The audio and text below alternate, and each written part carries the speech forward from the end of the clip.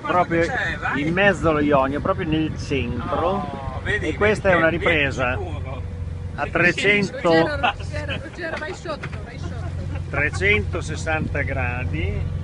L'unica presenza qua è 90. è l'Uccellino.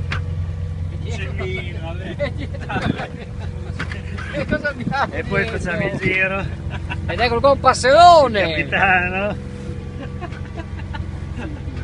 E siamo arrivati a 360 gradi, non c'è nient'altro attorno a noi. Sì, vabbè, però abbiamo. Chi è che ha nascosto lo spiego? La Maria.